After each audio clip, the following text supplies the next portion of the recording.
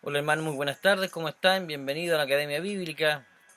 El Señor les bendiga enormemente. Les saludamos en el amor del Señor a cada uno de ustedes. Y bueno, seguimos la continuación de nuestro estudio en Marcos, ya la lección número 15, capítulo 11. Y vamos a ir rápidamente, así aprovechamos bien el tiempo, si les parece. Y antes queremos saludar a la Iglesia de Labranza, hoy el Conjunto del Carmen, y a todos los hermanos, los oyentes, cierto que también se han integrado semana a semana en nuestro estudio. Así que el Señor les bendiga y vamos a orar. Gracias Señor te damos Padre una vez más por permitirnos Señor estar en estudio, estar Padre, orando, estar también, Señor, en constante meditación, reflexión en lo que tú quieres hablarnos. Y gracias, Señor, te damos porque también nos has guardado de todo mal, nos has guardado a nuestra familia, Señor, también, a nuestras congregaciones, Señor, en general. Y las personas que han estado necesitadas de oración, están afectadas de salud, Señor, nosotros hemos sido testigos que tú les has respondido. Padre, tú eres bueno, tú eres bondadoso, tú eres fiel, tú eres perfecto, tú eres justo. Gracias Señor por este tiempo maravilloso que tú nos das de poder aprender de ti. Solamente la idea es aprender de ti Señor. Gracias Señor y ayúdanos también a darnos lo necesario para poder comprender tu palabra. En el nombre de Jesús. Amén. Bueno, vamos a leer entonces en Marcos capítulo 11. Y se me olvidaba por ahí un pequeño saludo para mi hermano Alex Peña, un hermano muy querido que estuvo apoyándonos mucho tiempo atrás. Estamos hablando de, no sé, 15 años o quizás más, la cual fue encargado de obra de nuestra congregación en Labranza. Y siempre estamos en contacto y el Señor le ha guardado en todo sentido junto a su esposa Coti. Así que le saludamos y lo recordamos pues cariñosamente y deseamos lo mejor para él y esperamos verles también pronto después de todas estas cosas, eh, estas situaciones, que todo pase, que todo acontezca.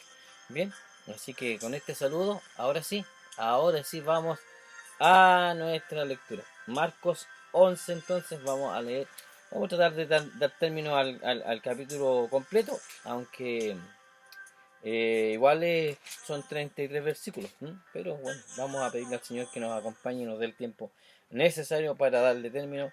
Y tiene por título La entrada triunfal. Bien, Marcos 11, entonces ahí ustedes están ahí atentos también con su Biblia en la mano. Y dice, cuando se acercaban a Jerusalén junto a Betfagé y a Betania, frente al monte de los olivos, Jesús envió dos de sus discípulos y les dijo, id a la aldea que está enfrente de vosotros, y luego que entréis en ella, hallaréis un pollino atado en el cual ningún hombre ha montado, desatadlo y traedlo. Y si alguien os dijere por qué hacéis esto, decid que el Señor lo necesita y que luego lo devolverá. Fueron y hallaron al pollino atado afuera de la puerta en el recodo del camino y lo desataron. Y uno de los que estaban allí les dijeron, ¿qué hacéis desatando el pollino? Ellos entonces les dijeron como Jesús había mandado y los dejaron. Y trajeron el pollino a Jesús y echaron sobre él sus mantos y se sentó sobre él. También muchos tendían sus mantos por el camino y otros cortaban ramas de los árboles y las tendían por el camino. Y los que iban delante y los que venían detrás daban voces diciendo, Hosana, bendito el que viene en el nombre del Señor. Bendito el reino de nuestro Padre David, que viene, Hosana en las alturas. Y entró Jesús en Jerusalén y en el templo, y habiendo mirado alrededor todas las cosas como ya anochecía, se fue a Betania con los 12. Al día siguiente, cuando salieron de Betania, tuvo hambre, y viendo de lejos una higuera que tenía hojas, fue a ver si tal vez hallaba en ella algo, pero cuando llegó a ella nada halló sin hojas, pues no era tiempo de higos. Entonces Jesús dijo a la higuera, nunca más coma nadie fruto de ti. Y lo oyeron sus discípulos. Vinieron pues a Jerusalén y entrando Jesús en el templo comenzó a echar fuera a los que vendían y compraban en el templo y volcó las mesas de los cambistas y las sillas de los que vendían palomas y no consentía que nadie atravesase el templo llevando utensilio alguno. Les enseñaba diciendo, ¿no está escrito mi casa será llamada casa de oración para todas las naciones? Mas vosotros la habéis hecho cueva de ladrones. Y lo oyeron los escribas y los principales sacerdotes y buscaban cómo matarle, porque le tenían miedo, por cuanto todo el pueblo estaba admirado de su doctrina. Pero al llegar la noche Jesús salió de la ciudad. y pasando por la mañana vieron que la higuera se había secado desde las raíces. Entonces Pedro, acordándose, le dijo: Maestro, mira la higuera que maldijiste se ha secado. Respondiendo Jesús le dijo: Tened fe en Dios, porque de cierto os digo que cualquiera que dijere a este monte: Quítate y échate en el mar, y no dudare en su corazón, sino creyere que será hecho lo que dice, lo que diga le será hecho. Por tanto os digo que todo lo que pidiereis orando, creed que lo recibiréis y os vendrá. Y cuando estéis orando, perdonad si tenéis algo, contra alguno, para que también vuestro Padre que está en los cielos os perdone a vosotros vuestras ofensas. Porque si vosotros no perdonáis, tampoco vuestro Padre que está en los cielos os perdonará vuestras ofensas. Volviendo entonces a Jerusalén y andando él por el templo, vinieron a él los principales sacerdotes, los escribas y los ancianos, y le dijeron: ¿Con qué autoridad haces estas cosas? ¿Y quién te dio autoridad para hacer estas cosas? Jesús respondió, les dijo: Os haré yo también una pregunta, respondedme y os diré con qué autoridad hago estas cosas. ¿El bautismo de Juan era del cielo o de los hombres? Respondedme. Entonces ellos discutían entre sí, diciendo: Si decimos del cielo, dirá: ¿por qué pues no le creíste? Y si decimos de los hombres, pero temían al pueblo, pues todos tenían a Juan como un verdadero profeta. Así que respondiendo Jesús, dijeron a Jesús: No sabemos. Entonces respondiendo Jesús les dijo: Tampoco yo os digo con qué autoridad hago estas cosas. Amén. Bien. Hemos leído entonces el capítulo 11 y nos vamos rápidamente a nuestro estudio. A medida entonces que avanzamos en nuestro estudio, nosotros nos vamos dando cuenta de que estamos llegando ya a los últimos días de la vida terrenal del Señor, ¿cierto? Y podemos dividir este capítulo de la siguiente manera. El número 1, podemos decir que Jesús se presentó públicamente a su nación como el Mesías. En el segundo punto podemos decir que Jesús pronunció un juicio contra una higuera. Jesús purificó el templo. El discurso de Jesús sobre la oración. Y el quinto punto, Jesús perturbó a los dirigentes religiosos. ¿Ya? Eso es como última parte. Ya desde el versículo 27 es la parte final, donde Jesús perturbó a los dirigentes religiosos, como habíamos acabado de leer. Entonces este capítulo ocupa de los 3 días en los cuales Jesús vino a Jerusalén, y se ha adoptado el punto de vista de que su llamada entrada triunfal, entre comillas, ya que fue así como tal. No fue así como tal, ¿por qué? Porque no tuvo en absoluto ese carácter. Esta llegada de Jesús a Jerusalén fue de una forma pública y se llevó a cabo al finalizar su ministerio en tierra, y como tal se presentó en la ciudad, pero lo que sucedió en realidad fue un rotundo rechazo. Un rotundo rechazo a su propuesta. De hecho, él entró en la ciudad 3 días diferentes y no solo en un día. Y cada evangelio presentó en un aspecto diferente su llegada a Jerusalén. En el primer día llegó en el día de reposo, en el sábado regresó el domingo y limpió el templo, y luego regresó el lunes y lloró sobre la ciudad.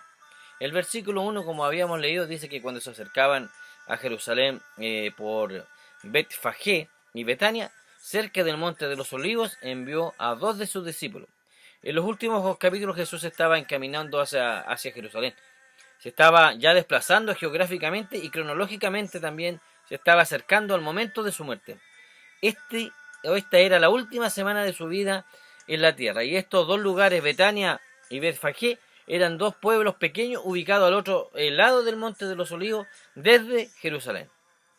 Y continuando nuestra lectura, veremos que el Señor Jesús estaba impartiendo instrucciones a 2 de sus hombres, ¿cierto? Y leamos el versículo 2 y 3, pues dice: Y les dijo: Id a la aldea enfrente de vosotros, y tan pronto como entréis en ella, encontraréis a un pollino atado en el cual nadie se ha montado todavía. Desatadlo y traedlo, y si alguien os dice: ¿por qué hacéis esto?, decid al Señor: el Señor lo necesita, y enseguida lo devolverá acá. Se cree que hay 2 explicaciones posibles en relación con el asno que Jesús iba a montar para entrar a Jerusalén, y el Señor Jesús pudo haber sabido acerca de él, ya que era Dios, por lo tanto omnisciente, y por lo que este pudo haber sido un milagro, pero por otra parte es posible que todo pudo haber sido arreglado de antemano, tratándose en consecuencia de una operación enteramente humana. Y en relación a esto parece necesario buscar aquí alguna cosa, es cierto, milagrosa. Cuando hay una explicación natural, resulta simple y razonable. Y lo concreto es que el Señor tenía preparado todo y cada uno de los arreglos correspondientes, ¿cierto?, con anticipación. Por lo tanto, tenemos que considerar este hecho con con mucha importancia, mucha más a la que se le da cuando se relata este episodio. Por ejemplo, de esta manera le encontraremos un mayor significado, ya que este hecho cuenta con una característica que es muy importante, pues Jesús estaba afirmando toda su autoridad. Porque si alguien les hubiera preguntado por qué soltaban al asno, ellos debían de decir que el Señor lo necesitaba. Mientras algunos estaban entonces tramando su muerte, otros le rendían su lealtad y lo obedecían. Esto ha sido cierto por más de 2000 años. En la actualidad hay incluso dos clases de personas. Y al continuar nuestra lectura veremos que fueron al pueblo y encontraron todo justamente como el Señor había dicho. El versículo 7 al 9 dice que ellos fueron y encontraron un pollino atado junto a la puerta, afuera de la calle, y lo desataron. Y algunos de los que estaban allí le dijeron: ¿qué hacéis desatando al pollino? Y ellos le respondieron tal como Jesús les había dicho, y les dieron permiso. Entonces trajeron al pollino a Jesús y echaron encima sus mantos. Y Jesús se sentó sobre él, y muchos tendieron sus mantos en el camino, dice la palabra, y otros tendieron ramas que habían cortado de los campos. Los que iban delante y los que le seguían gritaban: Hosana, bendito el que viene en el nombre del Señor. Los estudiosos del tema no creen que aquello fuese muy importante e impresionante para Jesús y para los que estaban en Jerusalén, ya que estas entradas eran costumbres romanas, y se daban especialmente cuando uno de los emperadores regresaba de una campaña militar y efectuaba una gran entrada triunfal como una persona victoriosa, ¿ya? ¿Cierto? Como un victorioso más. Y se daba especialmente cuando el tamaño del botín era tan grande y los prisioneros tan numerosos que el desfile podía incluso durar 2 o 3 días, ¿cierto? Incluyendo las noches. Pues para la gente es así que eran entradas triunfales. La gente literalmente para ellos pensaban que esas sí eran verdaderas entradas triunfales. Mientras que en el caso de la entrada de Jesús había algunos galileos, campesinos. Pero lo realmente emocionante e importante era que el Señor Jesús estaba ofreciendo públicamente, y leamos el versículo 11 que dice que entró en Jerusalén y llegó al templo, y después de mirar todo a su alrededor, salió para Betania con los 12, siendo ya avanzada la hora. Aquí hay dos detalles importantes para observar.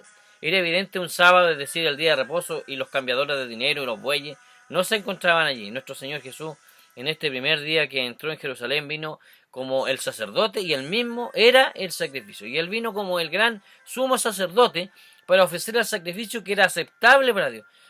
¿Para qué? Por todos mis pecados, por todos tus pecados. Y observemos que no pasó la noche en Jerusalén, sino que volvió a Betania al atardecer. Jesús se había introducido públicamente en la ciudad demandando una decisión. Por lo que sabemos, entonces no pasó la noche en la ciudad que le había rechazado.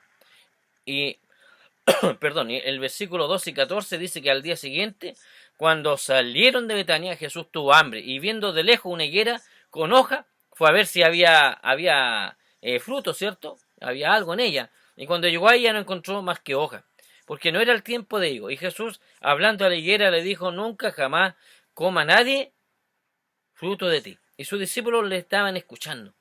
Esto ocurrió en la mañana del segundo día, y cuando ellos venían de Betania, este era el segundo día en que Jesús entró en triunfo, y este pequeño hecho había causado una gran controversia. En este día él limpió el templo y pronunció en juicio sobre la higuera.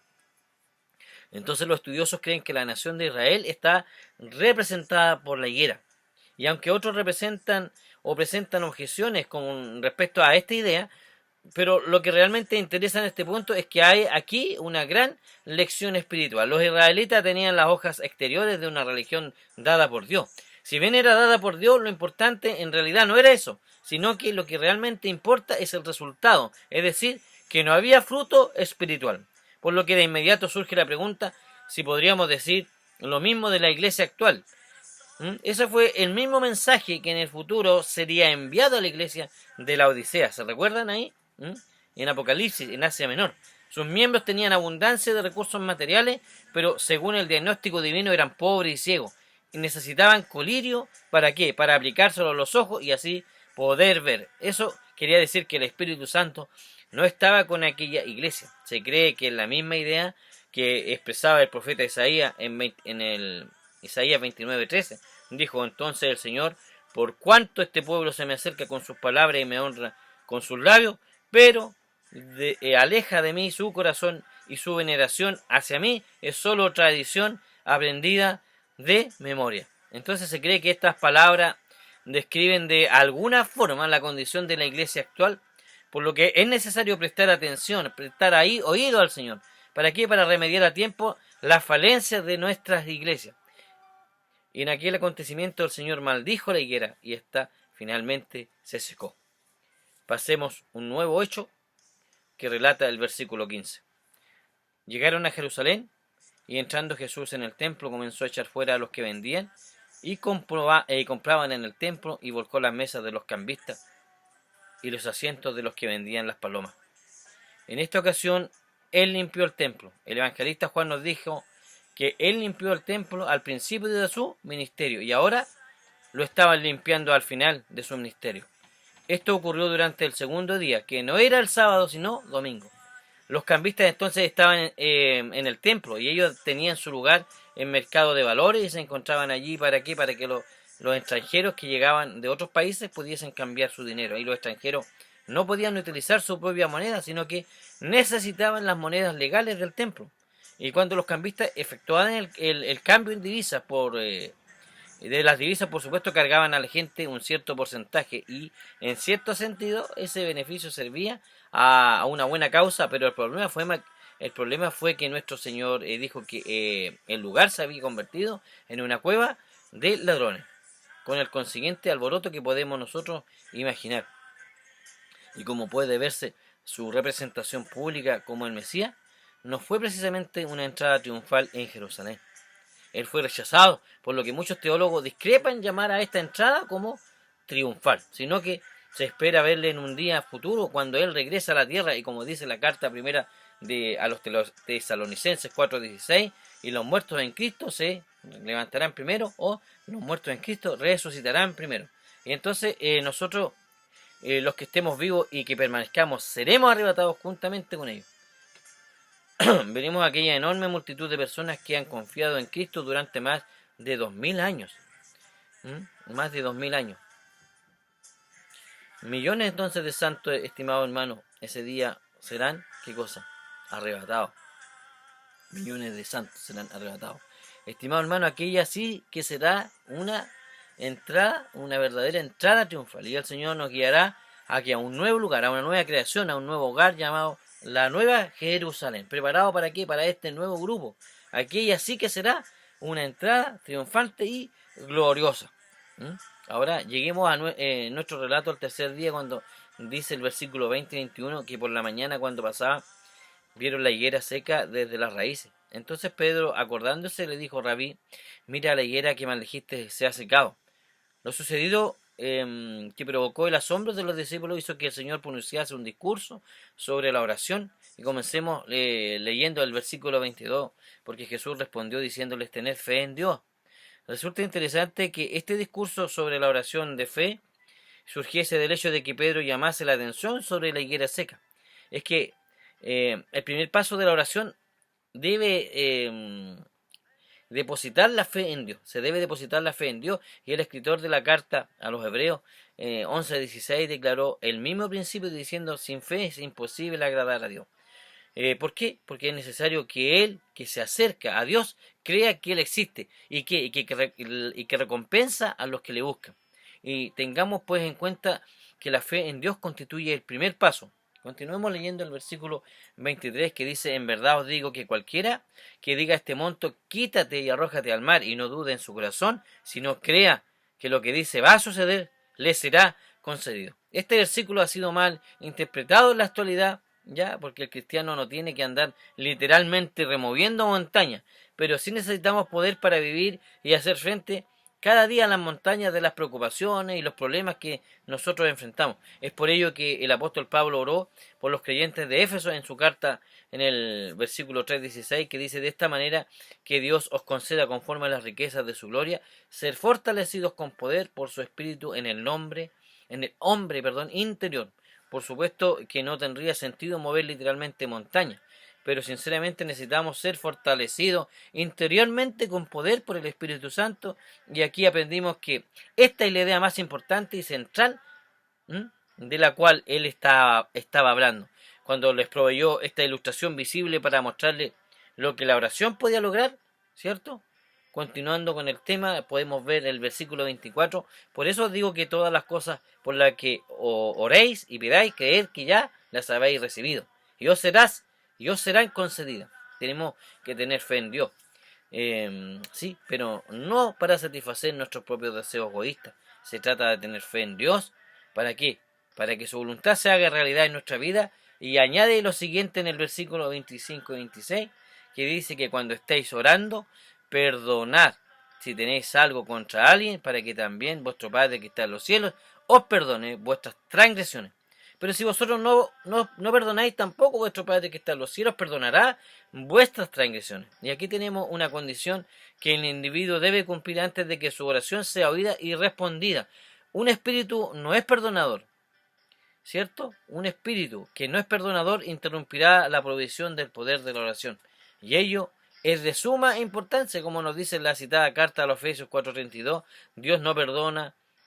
En Cristo, de esa manera, fuimos salvos. Pero si tú y yo hemos de tener poder en nuestras vidas, tendremos que haber primero haber pedido perdón. Esto no solo es importante, sino que también esencial, porque dice que Dios nos perdona en Cristo. Dios nos perdona en Cristo. Por eso nosotros fuimos salvos. Amén. Entonces el relato trae nuevamente a los principales sacerdotes, los escribas y los ancianos para intentar hacerle caer en una nueva trampa. Versículos 27 y 28 dice que llegaron de nuevo a Jerusalén, y cuando Jesús estaba o andaba por el templo, se le acercaron los principales sacerdotes, los escribas, los ancianos, y le dijeron: ¿con qué autoridad haces estas cosas? ¿Con qué, o quién te dio autoridad para hacer esto? Aquellos enemigos estaban aún tras sus huellas. Lo que anteriormente llamamos los sabuesos del odio, ¿se recuerda? Le resistían en todo momento y desafiaban su autoridad. Eran los líderes religiosos, los representantes oficiales de la religión de su época. Y a él no le habían delegado ninguna autoridad, así que quisieron saber de dónde procedía su autoridad. Y leemos entonces el versículo 29 y 30 que dice: y Jesús les dijo: yo también os haré una pregunta y respondérmela. Entonces os diré con qué autoridad hago estas cosas. ¿El bautismo de Juan era del cielo o de los hombres? Respondedme. Aquella era, por cierto, una buena pregunta y a la vez una devastadora pregunta. ¿Para quién? Para estos líderes religiosos, porque si ellos admitían que el bautismo de Juan era del cielo, entonces la pregunta que obviamente resultaría para ellos sería entonces: ¿por qué no le creíste? Si por el contrario ellos repudiaban a Juan el Bautista, entonces tendrían que enfrentarse a la oposición de la gente. Esa oposición que la gente que había aceptado a Juan. Y el relato continúa exponiendo aquí el dilema. Leemos, por ejemplo, el versículo 31 al 33 que dice: y ellos discutían entre sí diciendo: si decimos del cielo, él dirá entonces: ¿por qué no le creíste? Más si decimos de los hombres, pero temían a la multitud, porque todos consideraban que Juan verdaderamente había sido un profeta. Y respondiendo a Jesús dijeron: no sabemos. Y Jesús les dijo: tampoco entonces yo os diré con qué autoridad hago estas cosas. Al fin los jefes de los sacerdotes, los maestros de la ley y los ancianos del pueblo no tuvieron más remedio que escabullirse, ¿cierto?, para evitar responder a la pregunta de Jesús, y lo hicieron alegando ignorancia.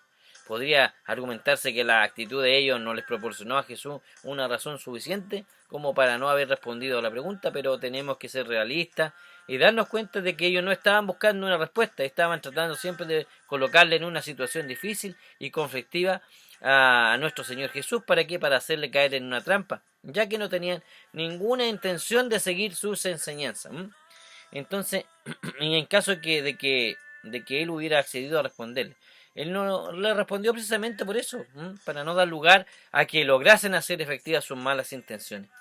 Y la hora de su entrega, detención y humillación aún no había llegado. Esta es una de las grandes pruebas de la deidad de Jesús. Nos referimos concretamente a la forma en que se desenvolvía ante sus enemigos, llevándoles ante realidades indiscutibles y controlando cada situación. Y al final al finalizar un hecho como este, en que la actitud de Jesús en relación a sus preguntas y sus respuestas precisamente estuvieron orientadas teniendo en cuenta las intenciones de aquellos enemigos que le acechaban constantemente. Por lo tanto, es necesario recordarlas como un gran contraste con respecto a otras personas que sí se acercaron a Jesús individualmente, con un corazón sincero, habiendo recorrido algunos de ellos enormes distancias, de todas las edades, sexo, condición social, vinieron con una actitud de fe para escuchar sus enseñanzas, a buscar alivio para su interrogante, para sanidad, para su cuerpo y liberación de las fuerzas del mal. Eran como un rebaño de ovejas dispersas que no tenían pastor. Es por eso que al llegar el buen pastor se sintieron atraídos hacia él, le siguieron abiertamente, ¿sí? Otros en secreto, otros dudaron y quedaron atrás, pero nadie sería el mismo o la misma persona después de haber hablado con él. Y también vemos el contraste en la actitud de Jesús hacia todos los que le buscaron con hambre y sed espiritual. A ellos les dio alimento que necesitaban, el alimento que necesitaban, porque Él era el pan de vida. Y les ofreció, y Él es el pan de vida, y les ofreció el agua de vida eterna, y Él es el agua de vida eterna, ¿cierto? Actual, siempre el Jesús, el agua de vida eterna, en el día en que les habló del Espíritu Santo para convertir el pozo estancado de cada ser humano en una fuente eterna. Entonces Dios te ama y Él me ama.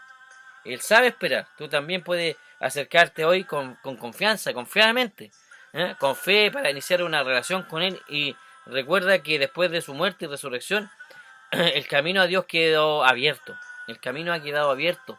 El camino ha quedado abierto. Y si le queda alguna duda, o si te queda alguna duda o algún temor, recuerda lo que Él mismo dijo. Recuerda lo que Él mismo, esta frase que Él mismo dijo. Dice: al que viene a mí, de ningún modo le echaré fuera. Al que viene a mí, de ningún modo le echaré fuera. Así lo dijo el propio Señor Jesús. Hermano, el Señor le bendiga. Hemos terminado este maravilloso capítulo, hermoso capítulo, ¿no? Lleno de acción, como todo, bueno, toda la vida que está relatando Marcos fue plenamente de acción. En este sentido, decíamos al principio que se había abocado principalmente, netamente a la acción, a los milagros y la forma en que Jesús, ¿cierto?, lo había realizado con mucho mayor detalle que el resto de los evangelistas, como lo había presentado Marcos en esta parte. Entonces, hermanos, voy a hacer alguna pregunta, ¿cierto?, que les dejo siempre, con el auspicio del pastor Luis Mariqueo. Con el auspicio de nuestro pastor Luis Mariqueo, ¿cierto?, que está preocupado siempre de que usted aprenda, está preocupado de que usted ahí esté preparándose cada día viernes. Y también le hago la invitación, porque los viernes no solamente tenemos la Academia Bíblica, tenemos también los cultos. El pastor me envía también esto para que ustedes puedan ir respondiendo en su casa, en el lugar donde se encuentren, estas preguntas. Ya hemos leído el capítulo 11 y surgen las siguientes preguntas. El autor dice que hay dos relatos en uno, este pasaje. ¿Cuáles son? ¿Qué relata cada uno? Pregunta 2. ¿Qué significado tiene la aclamación popular que le dieron a Jesús cuando entró a Jerusalén? ¿Qué significado tiene que Jesús haya entrado en el burro o en un burro? ¿Cuáles son nuestras formas espontáneas de reaccionar frente a los halagos? ¿Cuál es la actitud cristiana? Este relato cuenta que Jesús maldijo una higuera. ¿Por qué lo hizo? ¿Por qué cree usted que en lugar de hacer que la higuera diera frutos, Jesús la maldijo? ¿Qué podemos aprender? ¿Por qué cree usted que Jesús tuvo una reacción tan violenta con los comerciantes del templo? Esta sección donde Jesús purifica el templo es insertada entre el relato de Jesús maldiciendo la higuera y luego esta ya se seca. ¿Qué le sugiere este hecho? ¿O de qué puede sacar de esto en concreto? ¿Cuáles son los peligros de olvidar la centralidad de Dios en nuestras vidas? Amén. Hasta ahí llegamos. Hasta ahí llegamos con las preguntas. Amén. Que el Señor esté con ustedes y con nosotros cada día, en cada momento. Bien, hermano, nos despedimos entonces en el amor del Señor. Fue como bien dinámica la lección 15, pero eso es lo que también esperamos. ¿M? Que usted lo siga, lo desee, lo escudriñe, lo lea, lo aprenda, medite, esté atento, lo esté esperando. Son episodios reales de la vida de Jesús, hermano. Esto no es una historia que alguien nos contó, sino que es la vida realmente que el Señor Jesús vino, ¿cierto? Y que se presentó y que mostraron los evangelistas. Amén. Y en especial Marcos con esta acción que no descansaba, no paraba Jesús. Así que así es el Señor, pues así el Señor no se detiene, el Señor avanza, avanza, avanza, avanza, avanza.